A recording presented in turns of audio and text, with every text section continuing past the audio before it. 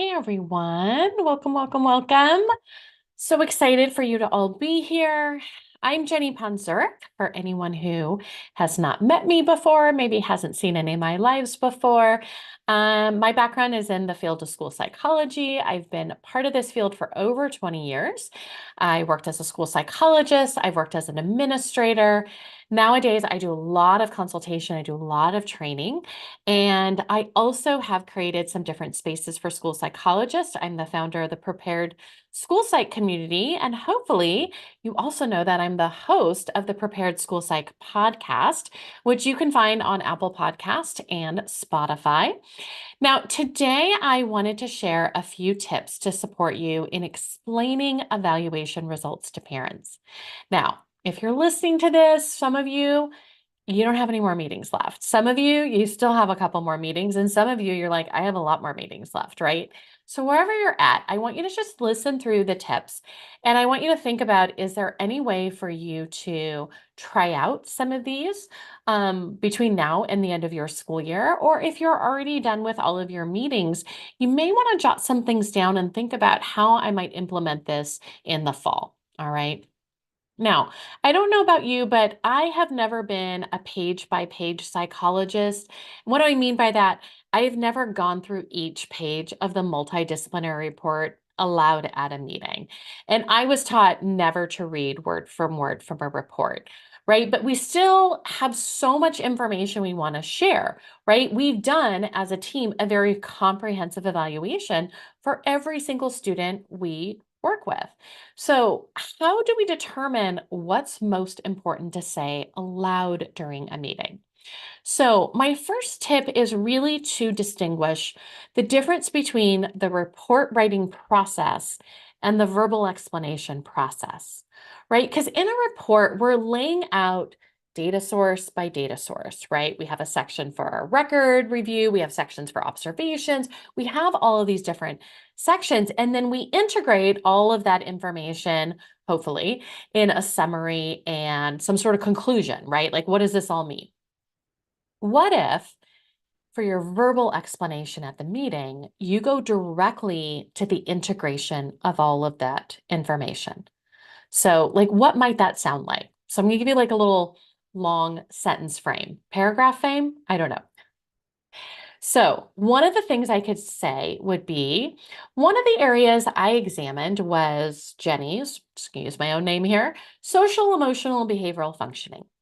To examine this, I observed her in her classroom as well as with her friends at lunch. You filled out a number of forms for me, Mrs. Mom and Mr. Dad. Thank you so much for doing that. And her teacher filled out a number of forms as well. Thank you, Miss Teacher. I also got to talk with her. I got to know her, and she filled out a form for me as well.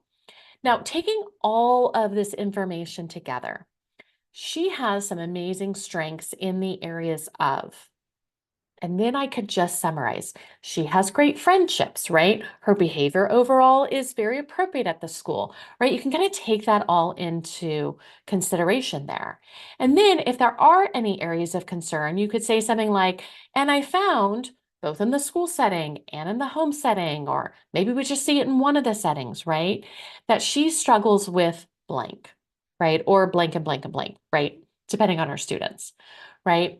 But instead of having to say, I gave everyone the Basque, let's look through every single Basque result right here. Now, for some meetings, that is very appropriate to do. For some meetings, I am going through every single thing separately. But for a lot of my meetings, especially for kids where a lot of stuff is absolutely fine, right? But we kind of have this one thing we figured out. What if we just got to the point about that one thing? Because again, my report has everything in it, right? If anyone has any question, you want me to go more in depth, we want to reference back. Everything is in my report. We're just talking about how to explain the results verbally at the meeting. So tip number one is really think about how is the report writing process different than the verbal explanation process. The second tip is knowing when to use jargon. We have a lot of jargon in special ed. A school psychologist, we have a lot of jargon, right? So I always think about like in my report, there is jargon. Of course, I'm going to have words like fluid reasoning in there, right? Except no one outside of our field tends to know what that term means off the top of their head, right?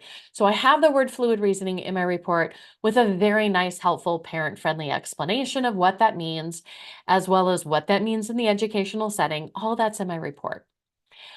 When I'm going to go into the verbal explanation, when do I emphasize jargon and when do I just kind of talk about things in very parent-friendly terms? So I like to use my doctor appointment analogy. If my doctor is going through like my yearly blood results, right? Most of us, we have to go in once a year, right? They're going to take blood, then they're going to sit down and they're going to go through the results with us. If 99% of my results are absolutely fine, you don't need to say a bunch of jargony words to me. You don't have to talk about this and this and this. You can say things in kind of generality, right? Your cholesterol is fine. You're blank. You don't have to talk about HDL and LDL, right? We can say words like good cholesterol and bad cholesterol, right? We can kind of just go through and kind of summarize a lot of the things that are just absolutely fine, right? But if there is 1% or a couple more percentages of those blood results that are not fine, right? That are creeping towards the at-risk range or in the at-risk range or elevated range, that's when I want to know the special fancy word for it. Why? Because I'm going to go home and I'm going to WebMD it, right? Don't we all WebMD these things, right? I want to know exactly what to type into WebMD so that I can freak myself out like we all like to do, right? That to me is that important piece there. So, how do we apply this for school psychology? If I'm explaining all my cognitive processing results, what if I talked about it? Again, my report's going to have all the jargon, but what if when I talk about it, I say it in super parent-friendly terminology, and then I'm like, the reason why he's struggling with reading? It's orthographic processing. Let me explain to you what this term means, right? But for the other things, I can say, you know what? He's got great memory. His ability to like blend sounds together, pull sounds apart, all of that is right within expectation. But the area he's really struggling in that's causing these reading decoding issues that we've all seen, the special name for that is orthographic processing. But let me explain to you what that means, right? So I want you to think about that for your next couple of meetings, kind of try out some different things. All right. Now, if you want some more examples of sharing results succinctly, we have a session all about this during our upcoming summer boot camp, right? Our 2 weeks of summer boot camp starts on July 8th. And of course, I hope you join me there. And we're going to have a session all about explaining results. And inside that session, there are some examples of me fully explaining results. Okay, like taking some information and really, how do I do this in a thorough social emotional evaluation, right? So we're going to go through some examples during that session there. All right. Now, we received another question about summer boot camp. I wanted to go over that here, and that is whether there's any discounts. A lot of you know that I run a couple of groups like the Prepared School Site Community. I also have another one called PSW Monthly. So are there any discounts? Because in the past, of course, I've given discounts to people who already are part of my groups. So if you are already part of the Prepared School Site Community, summer boot camp is free. You actually don't have to do anything. We already signed you up. You are already going to get access to everything. All right. So you don't have to do anything. You should have gotten an email about that, but you do not need to sign up. All right. It's the first time we've done this. Now, if you're part of my PSW monthly group, we're giving you a great discount. All right. But in order to get your discount code, you need to go over to the PSW monthly page, right? You need to log into the site, and right there on the homepage where you see my face, it'll say right there what the code is for you guys to use. Okay. Now, if you're not part of either one of our groups and you haven't signed up yet, you can head over to jennypunzurek.com. Right there on the front page is information about how to look at all of our registration information. So click right on over there. And if you look through the information we have on our summer bootcamp page and you still have some extra questions, feel free to DM me through whatever social you're watching right now, or you can also just send us an email at support@jennypunzurek.com, and either myself or someone on my team will get back to you. All right. I will see you guys all soon. Good luck out there for those of you who are finished. Congratulations. Those of you who still have a couple of weeks, you can do it.